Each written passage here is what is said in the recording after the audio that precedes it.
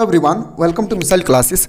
सो student, मैं panel पे class इसलिए नहीं ले पा रहा हूँ क्योंकि खड़े होने में चेस्ट में काफ़ी ज़्यादा पेन हो रही है।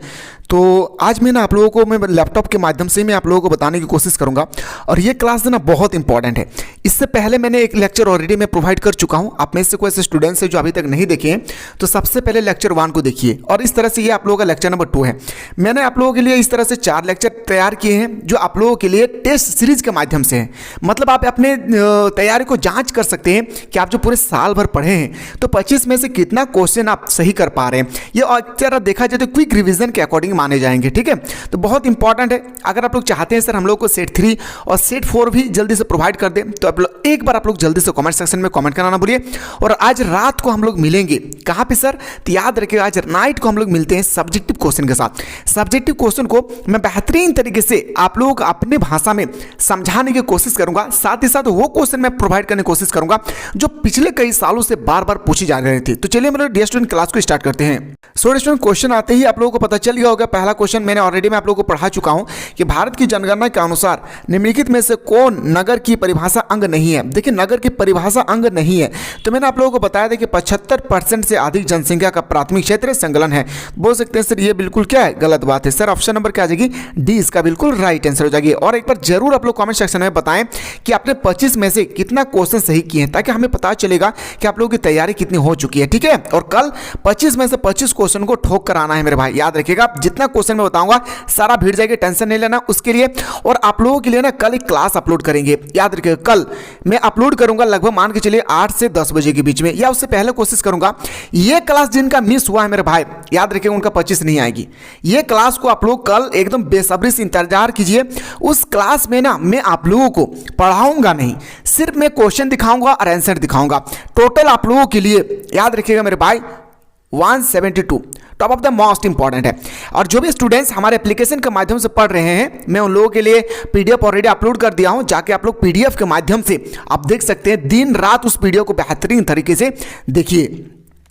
आते हैं सर क्वेश्चन नंबर नेक्स्ट पे सर कि मानव विकास सूचकांक में भारत निम्नलिखित में से किस कोटि में उच्चतम है। भारत के कौन से राज्य है। अगर मैं बात करूं विश्व मानव सूचकांक तो इसका जो प्रवर्तक है, जन्मदाता माने जाते हैं डॉक्टर महबूबुल हक, जो पाकिस्तान के निवासी थे। तो डॉक्टर महबूबुल हक ने मानव विकास सूचकांक में जो ये धारणा दिए थे मेरे भाई, ये भारत 2023 के अकॉर्डिंग भारत का रैंक 131वां है। अगर आपसे पूछा जाएगा कि प्रथम स्थान पे कौन सा देश है तो बताएंगे सर नॉर्वे है। कौन है प्रथम स्थान पे, नॉर्वे है, ठीक है। तो आपसे यहां पे पूछा गया है ना, याद रखिएगा कि मानव विकास सूचकांक में कौन सा राज्य भारत में सबसे सर्वोच्चतम है तो बताएंगे सर जिस राज्य में सबसे ज्यादा शिक्षित व्यक्ति पाए जाते हैं उसी राज्य में होगी मानव विकास सूचकांक। तो बताएंगे sir option number D is the correct answer हो जाएगी। मानव विकास सूचकांक किसके आधार पर तैयार किए जाते हैं तो पहला शिक्षा, दूसरा नौकरी, तीसरा पोषक तत्व जो खान पान होती है, उसके बाद गरीबों को किस तरह से मदद कर रहे हैं, डेवलप हो रही है या नहीं हमारे समाज, इसी को देखकर पूरे भारत में नहीं पूरे दुनिया में एक तैयार किए जाते हैं आंकड़े। याद रखिएगा, याद रखिए मेरे भाई, क्या तैयार किया जाता है, मानव ह्यूमन डेवलपमेंट इंडेक्स। तो बोल सकते हैं सर इसके अकॉर्डिंग भारत जो है 131वां देश है। अगला क्वेश्चन पे आते हैं सर। क्वेश्चन में जो हम लोग का 3 पूछा गया है, क्वेश्चन में 3 है कि किस भाषा परिवार की जनसंख्या सबसे कम है। तो बताएंगे सर किस भाषा परिवार की जनसंख्या सबसे कम है तो बताएंगे सर वो हो जाएगी चीनी तिब्बत। क्या हो जाएगी मेरे भाई, चीनी तिब्बत। ऑप्शन नंबर डी इसका राइट आंसर हो जाएगी। और मैप से रिलेटेड मैं ऑलरेडी 2 वीडियो आप लोगों को अपलोड कर चुका हूं। मैप को एकदम अच्छी तरह से कंठस्थ कर लीजिएगा क्योंकि 5 मार्क्स का आएगा, 1-2 मार्क्स का नहीं 5 मार्क्स का आएगा। 2011 की जनगणना के अनुसार भारत की जनसंख्या कितनी थी। याद रखिएगा 2011 की जनगणना के अनुसार भारत की जनसंख्या हमारा 125 करोड़ देशवासियों, भाइयों बहनों, मेरा 125 करोड़ देशवासियों कौन कहते थे, मोदी जी। तो ऑप्शन नंबर ए इसका राइट आंसर हो जाएगी। क्वेश्चन नंबर नेक्स्ट पे आते हैं सर अगला कि निम्नलिखित प्रदेशों में कौन सुपरलिखित प्राचीनतम नगरी बस्ती है। तो आपको बताना है सर जो क्वेश्चन नंबर 5 है इसका राइट आंसर हो जाएगा मेसोपोटामिया। बस आपको बताना है कि 25 में से कितना क्वेश्चन आपने सही किया है। हीराकुंड बांध या हीराकुंड परियोजना अवस्थित है। देखिए हीराकुंड परियोजना जो अगर आपसे पूछा जाए कहाँ अवस्थित है तो बताएंगे सर ओडिशा में। कहाँ, ओडिशा इसका बिल्कुल सही उत्तर हो जाएगी। क्या हो जाएगा मेरे भाई, ओडिशा इसका बिल्कुल सही उत्तर हो जाएगा। एक एक क्वेश्चन को ना एकदम निचोड़ लेना है, ठीक है। चलिए सर अगला क्वेश्चन पे आते हैं सर। क्वेश्चन नंबर नेक्स्ट आपके सामने कि निम्नलिखित में से कौन सबसे छोटी है, आपको बताना है इसमें से कौन सबसे छोटी है। तो मैंने बता चुका हूँ तापी बेसिन, क्या हो जाएगी Tapi basin, option number C इसका राइट आंसर हो जाएगी। अगला क्वेश्चन पे आते हैं सर, निम्नलिखित में से कौन सा फसल रेशेदार फसल है, आपसे पूछा गया रेशेदार फसल। तो मैंने बता चुका हूँ कपास क्या है, एक रेशेदार फसल है। चाय क्या है, रोपण फसल। कॉफी क्या है, रोपण फसल। और आपका सी क्या है, सी मतलब गेहूं क्या है, खाद्य फसल बोल सकते हैं सर। अगला क्वेश्चन पे आते हैं, हरित क्रांति का संबंध है, जो हम लोग का हरित क्रांति है मेरे भाई किससे संबंधित है, तो बताएंगे सर खाद्य उत्पादन से। किससे, खाद्य उत्पादन से। ऑप्शन नंबर बोल सकते हैं सर, ऑप्शन नंबर क्या हो जाएगी आपका बिल्कुल सही उत्तर हो जाएगा मेरा भाई ए। अगला क्वेश्चन पे आते हैं सर, बोकारो इस्पात केंद्र है, बोकारो इस्पात केंद्र क्या है, तो बताएंगे सर क्वेश्चन नंबर 10 सार्वजनिक है। क्या है मेरे भाई, सार्वजनिक है। ऑप्शन नंबर हम लोग का सी इज द राइट आंसर हो जाएगी। बालाघाट मैग्नीज क्षेत्र किस राज्य में स्थित है, जो बालाघाट मैग्नीज क्षेत्र है वह किस राज्य में स्थित है, तो बताएंगे सर याद रखिएगा मध्य प्रदेश। क्या हो जाएगी, मध्य प्रदेश, यानी ऑप्शन नंबर डी इसका बिल्कुल राइट आंसर हो जाएगी। अगला क्वेश्चन पे आते हैं सर, क्वेश्चन नंबर हम लोग जो 12 है, निम्नलिखित में कौन परंपरागत ऊर्जा स्रोत है। इसमें आपको बताना है पेट्रोलियम, कोयला, प्राकृतिक गैस और इनमें से सभी। देखिए मेरे भाई अगर मैं थोड़ा सा बता दूं तो एक बात आप लोग कान खोलकर सुन लीजिए। पहला परंपरागत ऊर्जा, गैर परंपरागत ऊर्जा, उसके बाद नवीकरणीय संसाधन, अनवीकरणीय संसाधन, ये चारों में से एक क्वेश्चन आपके पेपर में टपकेगा। 100% ये क्वेश्चन आपके पेपर में टपकेगी, चाहे ऑब्जेक्टिव का हो या वेरी शॉर्ट क्वेश्चन का हो या शॉर्ट क्वेश्चन का या 5 मार्क्स का क्वेश्चन होगी। तो मैं थोड़ा सा आप लोगों को डिफिनेशन देना चाहता हूं कि परंपरागत ऊर्जा वैसे ऊर्जा को कहते हैं जो समाप्त हो जाती है, जो हमारे पास क्या होती है लिमिटेड के लिए होती है। लिमिटेड मतलब सीमित नहीं होती मेरे पास। मेरे भाई याद रखिएगा वो संसाधन याद रखिएगा जो हमारे पास सीमित माध्यम से होती है। जैसे कोयला अगर मेरे पास है, खत्म हो जाएगी तो हम लोग दूसरा जनरेट नहीं कर सकते, तो बोल सकते हैं सर इसका ऑप्शन नंबर क्या आ जाएगी डी पेट्रोलियम। याद रखिएगा मेरे भाई प्राकृतिक गैस, कोयला, ये क्या है एक तरह का परंपरागत ऊर्जा है। अगर आपसे पूछा गया गैर परंपरागत ऊर्जा का स्रोत बताएं तो बताएंगे सर पवन ऊर्जा, ज्वार ऊर्जा, जल, ये सब क्या है याद रखिएगा गैर परंपरागत ऊर्जा। अगला क्वेश्चन पे आते हैं सर, भारत में प्रथम नाभिकीय ऊर्जा परियोजना स्थापित की गई थी, कहां पे स्थापित की गई थी, जो क्वेश्चन नंबर आपसे 13 पूछा गया, बहुत इंपॉर्टेंट है मेरे भाई, याद रखिएगा तारापुर में। कहां पे, तारापुर में। अगला क्वेश्चन पे आते हैं सर, निम्नलिखित में से कौन स्थलबद्ध पोताश्रय है, तो ये आपको बताना है सर जो 14 है इसका राइट आंसर होगा एन्नर। क्या आ जाएगी एन्नर। कल ही के क्वेश्चन में मैंने आप लोगों को बताया था। एक बार आप लोग जरूर कमेंट करें कि आपके कितना क्वेश्चन सही हो रहा है, एक बार आप लोग जरूर कमेंट करें मेरे भाई।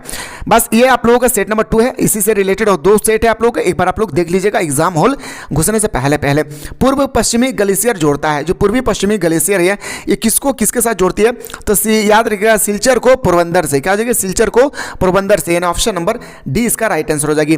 भारत में वायु परिवहन सेवा की शुरुआत हुई है, जो भारत में वायु परिवहन सेवा है इसकी शुरुआत कब हुई है, तो 1947 में। क्या हो जाएगी मेरे भाई 1947 इसका राइट आंसर हो जाएगी। अगला क्वेश्चन पे आते हैं सर, भारतीय रेल प्रणाली को कितने खंडों में या कितने मंडलों में विभाजित किए गए हैं, तो याद रखिएगा इसका राइट आंसर हो जाएगी इनमें से कोई नहीं। क्या हो जाएगी मेरे भाई इनमें से कोई नहीं। अगला क्वेश्चन पे आते हैं सर, फूलों की कृषि कहलाती है, जो फूलों की कृषि है हमारे भाई उसको हम लोग क्या कहेंगे, तो पुष्प उत्पादन। क्या हो जाएगी पुष्प उत्पादन, ऑप्शन नंबर डी इसका राइट आंसर हो जाएगी।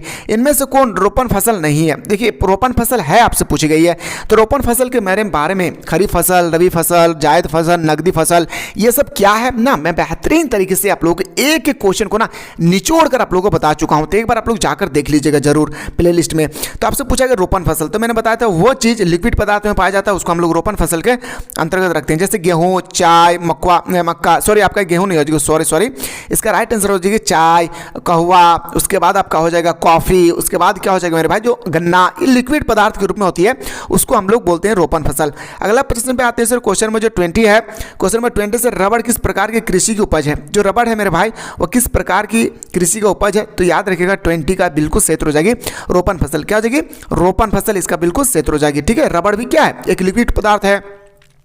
क्वेश्चन नंबर आते हैं सर 21 पे, क्वेश्चन नंबर 21 आपसे और हमसे पूछे गए, निम्नलिखित विद्वानों में किसे मानव विकास सूचकांक के निर्धारण किया था, डॉक्टर महबूबुल हक कहाँ के निवासी थे, पाकिस्तान के। अगला क्वेश्चन पे आते हैं सर, क्वेश्चन नंबर हम लोग का 22 है, निम्नलिखित में से कौन मानव भूगोल का उपागम क्षेत्र नहीं है। देखिए आपसे पूछा गया उपागम क्षेत्र नहीं है, तो बताएंगे सर मात्रात्मक क्रांति। क्या चाहिए मेरे दोस्त मात्रात्मक क्रांति। क्लास अच्छा लगेगा मेरे भाई एक बार जरूर आप लोग कमेंट सेक्शन में कमेंट करें और लाइक करना ना भूलिएगा, जितना ज़्यादा हो सके अपने दोस्तों को शेयर कीजिएगा। अगला क्वेश्चन पे आते हैं सर निम्नलिखित देशों में किसका लिंग अनुपात विश्व में सर्वाधिक है? लैटविया। किसका हो जाएगी? लैटविया इसका बिल्कुल सही उत्तर हो जाएगा।